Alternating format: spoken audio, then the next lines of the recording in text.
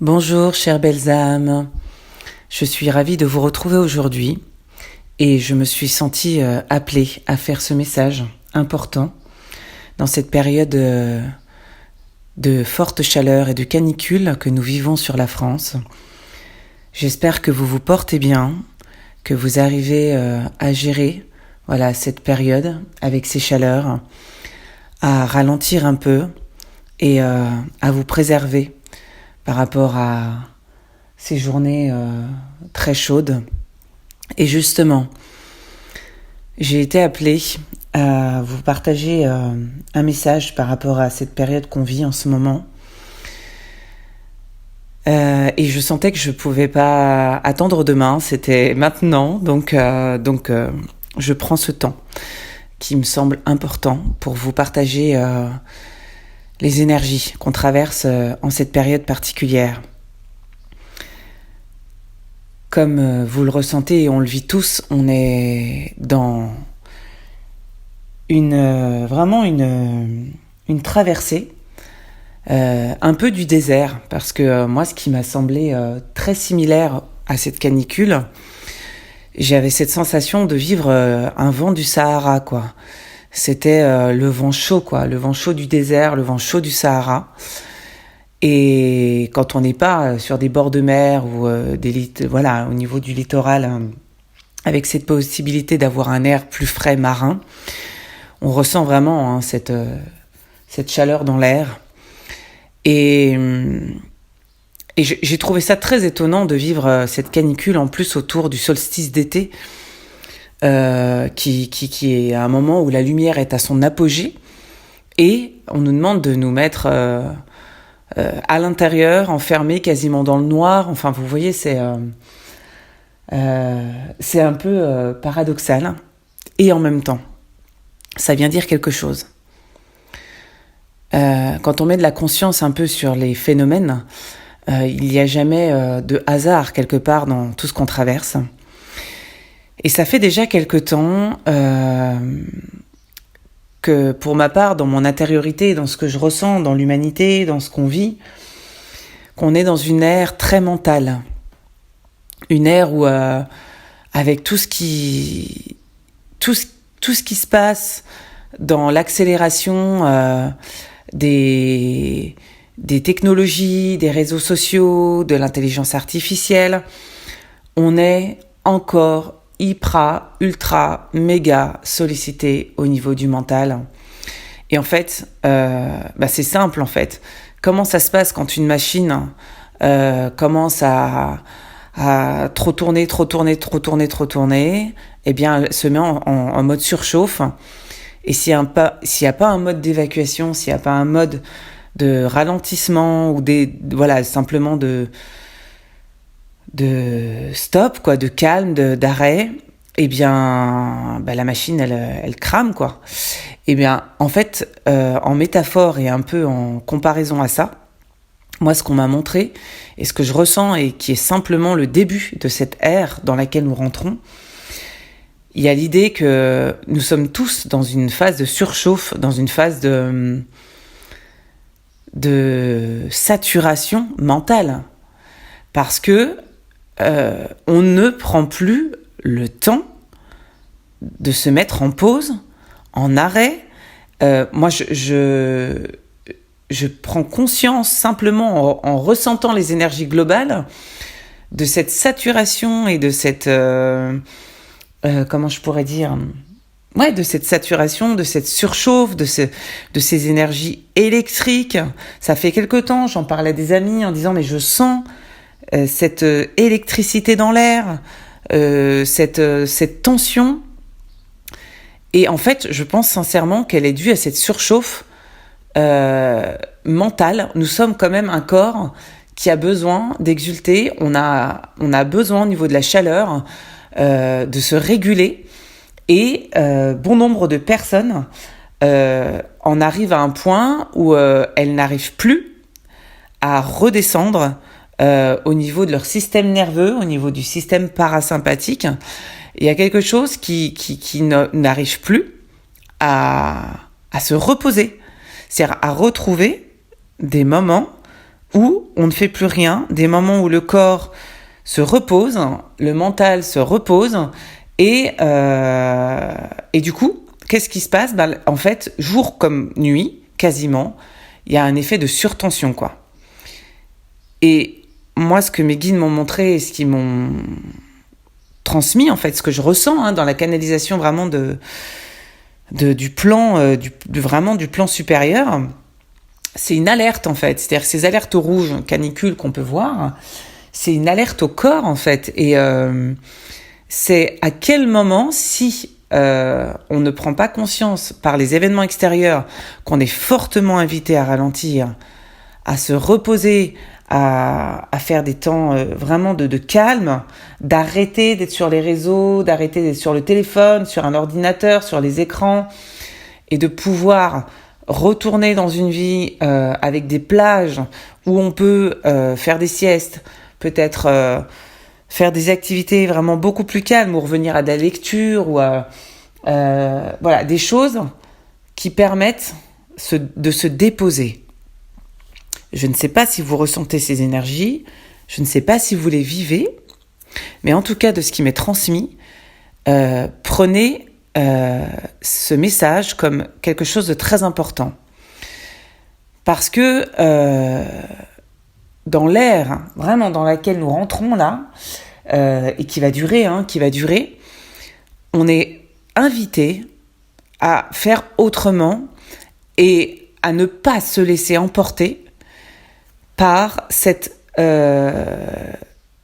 justement cette vague de sursollicitation de tout, où on passe trop de temps sur les écrans, sur le téléphone, à être dans l'urgence, laisser maintenant, à ne plus se déconnecter de tout ça, des demandes, des sollicitations extérieures.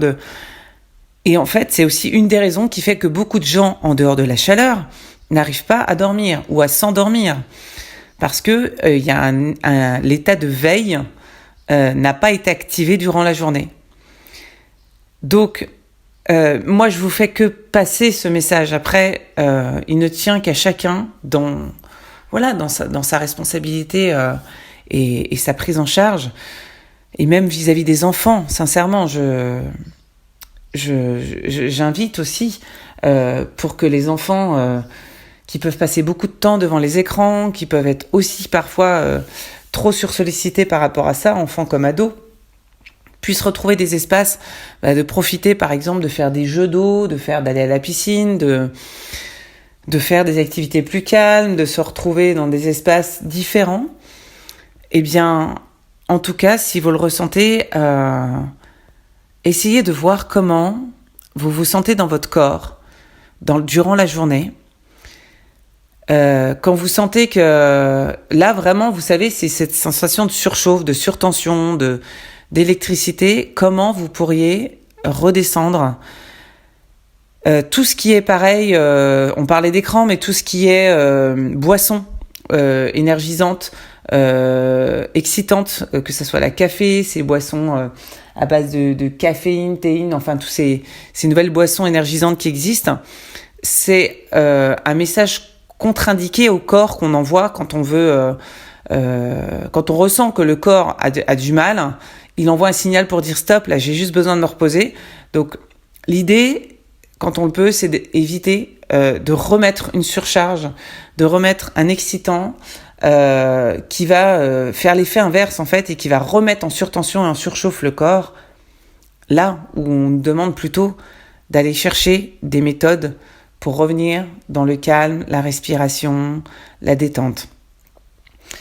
Et il y a autre chose que je vous partagerai prochainement, là, certainement dans une méditation avec un chant, pour justement vous accompagner dans cette période où on a besoin de se déposer, de relâcher les tensions. Je vous partagerai vraiment cette ère dans laquelle le mental prend beaucoup de place.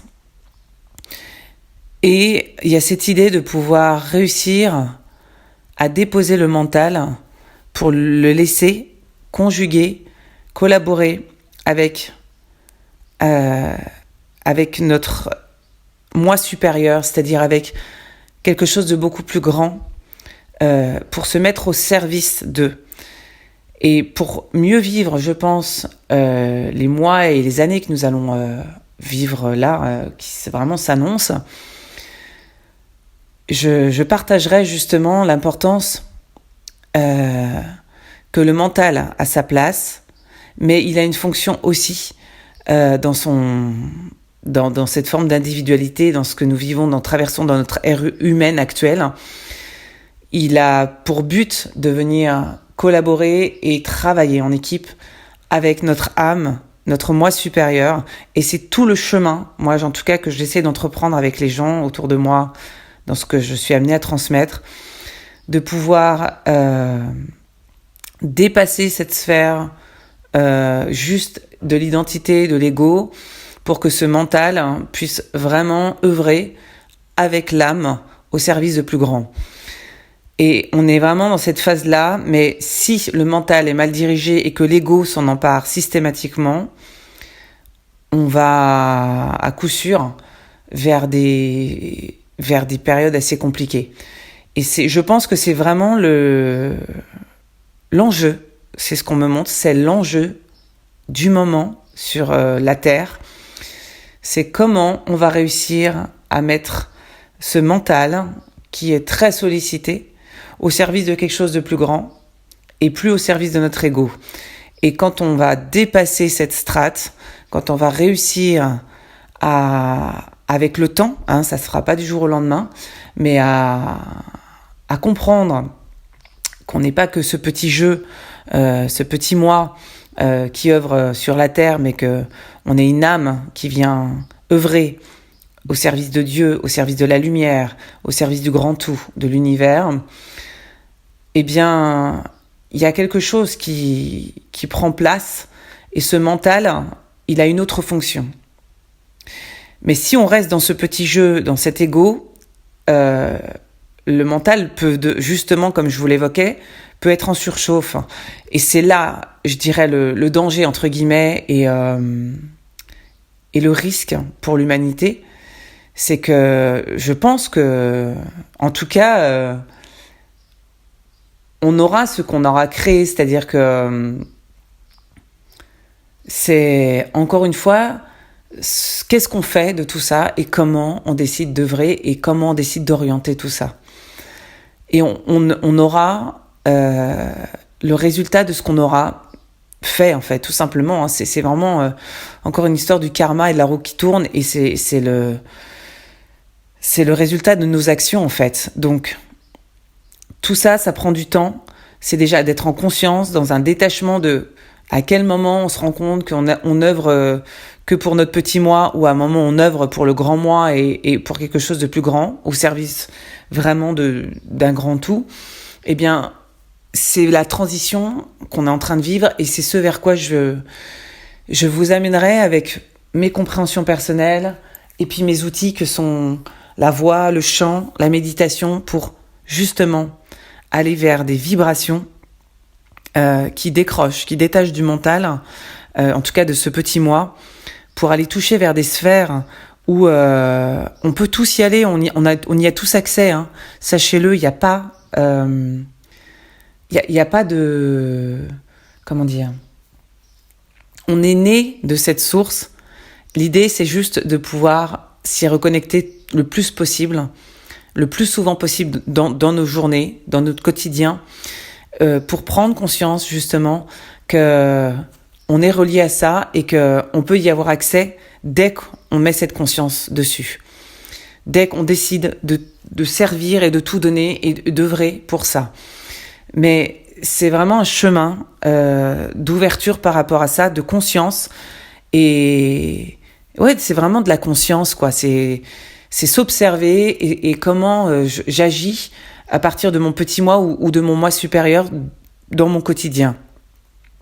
Et simplement de pouvoir toucher à cette lumière plus intelligente qu'est la source qui nous régit, qui est en nous déjà, quand on sent que c'est elle qui œuvre plutôt que le petit moi, quand on pressent, on sent, on agit au travers de ça, eh bien, on arrive de plus en plus à, voilà, waouh, je réagis par mon ego, je réagis par, je donne pouvoir avec mon mental à quelque chose qui est trop fermé. Comment je m'ouvre et comment je mets à disposition tout ça au service de la lumière. Eh bien, on en reparlera et j'essaierai surtout de vous apporter des vibrations, des sensations par des méditations et du chant qui pour moi sont les seuls accès pour le moment permettant de ne pas trop justement mentaliser et de ressentir, de retrouver cet espace dans lequel on se sent baigné dans quelque chose de plus grand, de plus apaisant, qui donne envie, voilà, d'être dans une ouverture de cœur et de partager tout ça pour notre bien et pour le bien de tous. Voilà, chères belles âmes, donc, message important du moment, la canicule n'est pas simplement là parce qu'il fait chaud, parce que les températures, parce que le climat, l'environnement et tout ça, non, elle est là pour montrer qu'à l'intérieur de nous, dans le reflet et le miroir de ce qui se passe, on est en surchauffe au niveau du mental, en surchauffe au niveau du corps, et qu'on a une invitation à essayer de faire autrement et de lâcher un peu, si on le peut, les écrans, les ordinateurs, la sursollicitation aux réponses extérieures, et d'essayer de redescendre et de prendre plusieurs temps calmes durant la journée pour calmer notre système nerveux et aussi, surtout, notre mental. Voilà. Donc moi, je vous souhaite que cette période soit la plus douce et la moins difficile pour vous. Je vous envoie plein d'amour, plein de soutien durant cette période. Pensez à bien vous rafraîchir, à boire, à vous hydrater correctement. Pensez aux animaux, aux oiseaux, à toute cette faune et flore qui demandent aussi du soutien, de l'aide, parce que eux parfois n'y arrivent pas tout seuls. Et je pense que là aussi,